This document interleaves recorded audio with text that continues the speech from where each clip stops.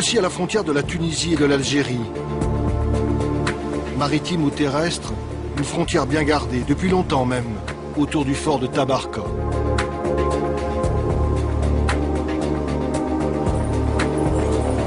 Temps mitigé ce matin, le vent souffle, il a plu. La terre surprise est très verte. Ce n'est pas encore la chaleur écrasante des jours d'été quand la masse des vacanciers passe les postes frontières de l'ouest tunisien.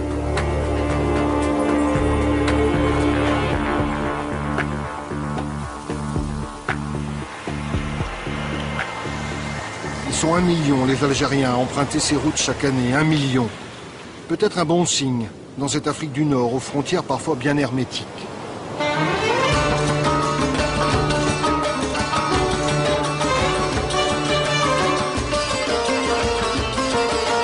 Plage déserte, sinon quelques pêcheurs qui profitent de la tempête pour repeindre leurs navires.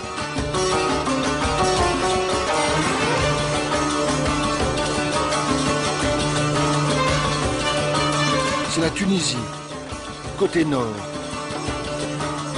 Faible densité de population, paysages vierges, des plaines et des massifs montagneux, les djebels, des pointes et des caps. Au bout de cette presqu'île longue de 25 km, c'est le cap Farina qui sépare deux univers. Maritime vers Rafraf, lagunaire vers l'embouchure de la Medjerda qui prend sa source en Algérie. Libres fleuves qui coulent sans histoire et ne connaissent pas les frontières.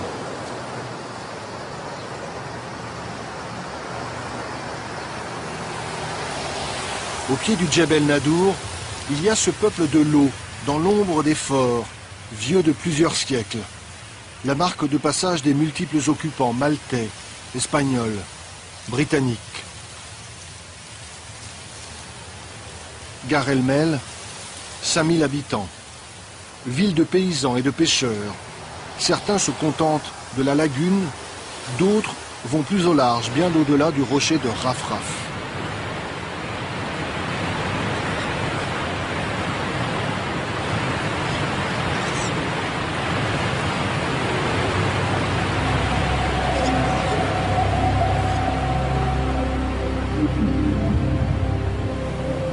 Une pointe de Tunisie dans le ventre de la Méditerranée, le Cap Bon. Roches sèches, fouettées par les vents. Paysage venté, océanique. On dirait presque l'Atlantique.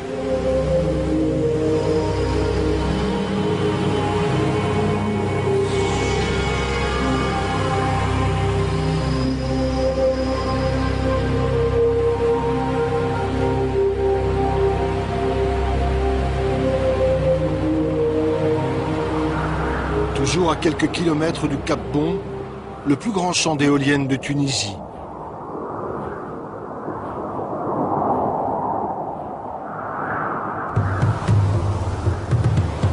Attention danger, disait tout à l'heure le phare, aux navigateurs tentés de raser la côte.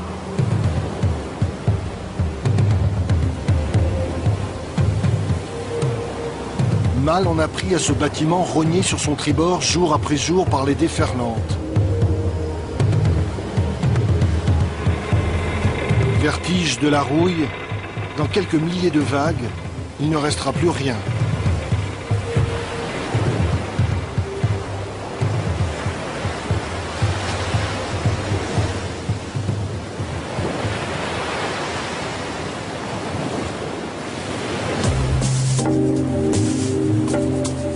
Le Cap Bon a donné son nom à cette péninsule qui s'étend sur près de 80 km depuis les environs de Tunis. Une terre de travailleurs agricoles et de marins nomades, frères de la houle et des embruns, rompus à une vie de débrouille et de rigueur.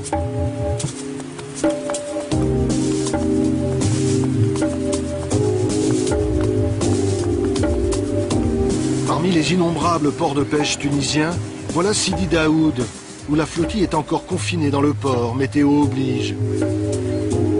La Matanza attendra, cette pêche ancestrale où des bancs de thon sont pris au piège dans d'immenses filets.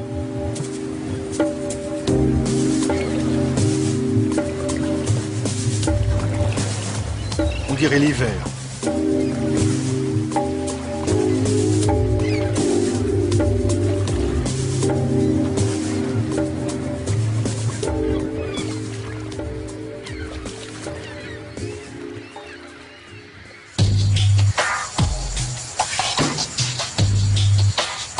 Changement de lumière.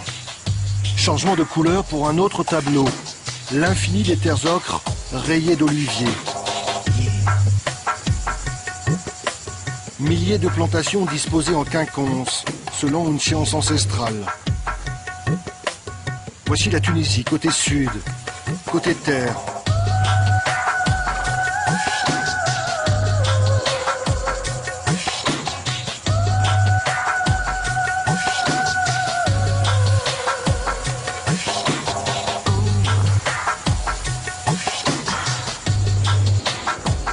Très vite, on aborde le golfe de Gabès, qu'autrefois dans la géographie antique, on nommait la Petite Syrte.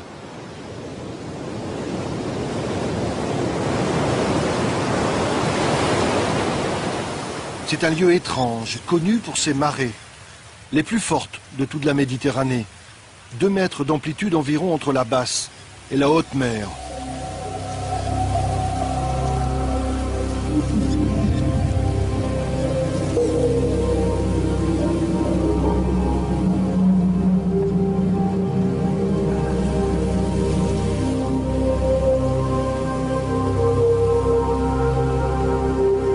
Les pêcheurs à pied ne s'y trompent pas. À marée basse, avec de la boue jusqu'aux genoux, ils savent qu'ici il y a moyen de récolter des coquillages et de faire bouillir la marmite.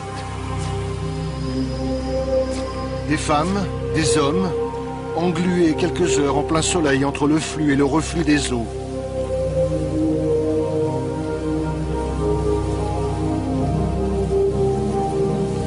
Le front qui perle et qu'il faudrait essuyer, les mains qui collent et le temps qui presse.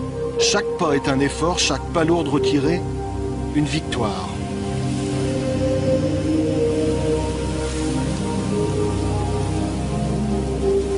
Le golfe de Gabès est réputé pour être la plus grande réserve de coquillages et de poissons de Tunisie. Il fait vivre des milliers de personnes.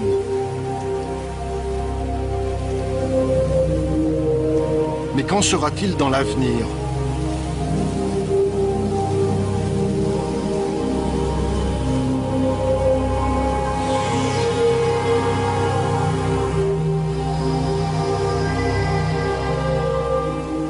En vue du port de Gabès, on s'interroge. Les quais sont jaunes de soufre. Ils résument le dilemme de toute une région vouée dans les années 70 aux industries chimiques. La concentration d'usines de traitement de phosphate, les rejets en mer d'engrais alimentent les controverses. Menacer, sacrifier le golfe de Gabès, il reste beaucoup à faire.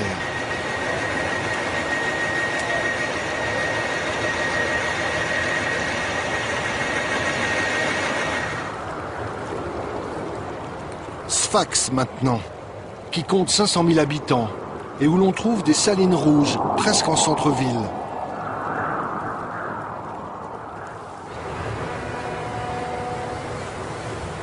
Sfax et son port. Liaison quotidienne avec l'archipel de Kerkena. On en reparlera. D'où viennent tous ces passagers, tous ces piétons et automobilistes.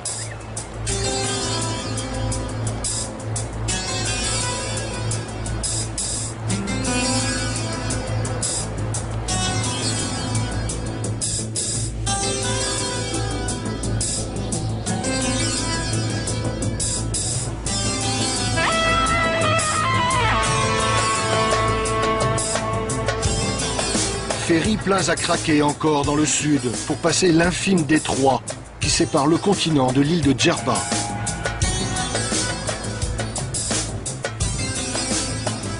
Sur la côte est de l'île, les yeux tournés vers la Libye voisine, une quarantaine d'hôtels a pris position sur une plage longue de plusieurs kilomètres, la plus belle de l'île.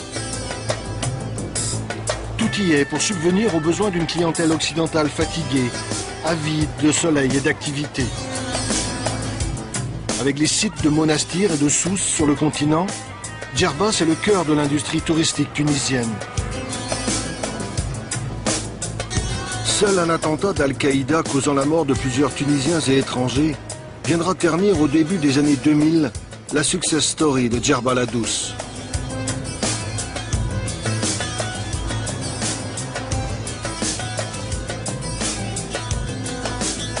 Djerba, au lieu du mélange des cultures et des religions. Une île chaude, en carence d'eau douce, au point de creuser des canalisations sous-marines avec le continent pour s'approvisionner.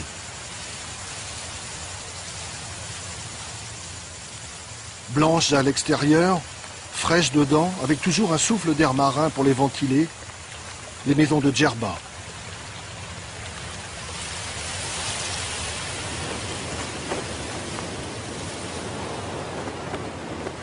Il est 17 heures. Le vent de terre s'est levé et pousse en douceur les voiliers des pêcheurs vers le large. Il fait grand bleu près des Kerkennah, les îles où la mer est divisée en parcelles.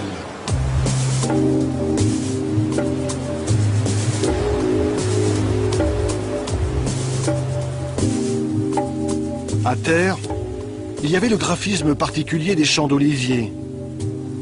Ici, autour de ces îles entourées de hauts fonds, l'empreinte, ce sont ces pièges à poissons.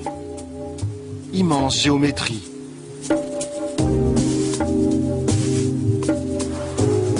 Cette nuit encore, il y aura des étoiles dans le ciel. Et s'il y a pleine lune, les oiseaux de mer n'auront pas de mal à se repérer pour trouver du poisson pris dans les pièges dressés par les pêcheurs. Il leur suffira de suivre la flèche et de se servir.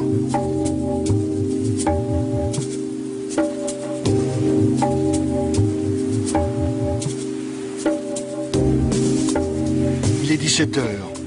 Il est temps de faire le thé pour tenir. La nuit va être longue et chaude.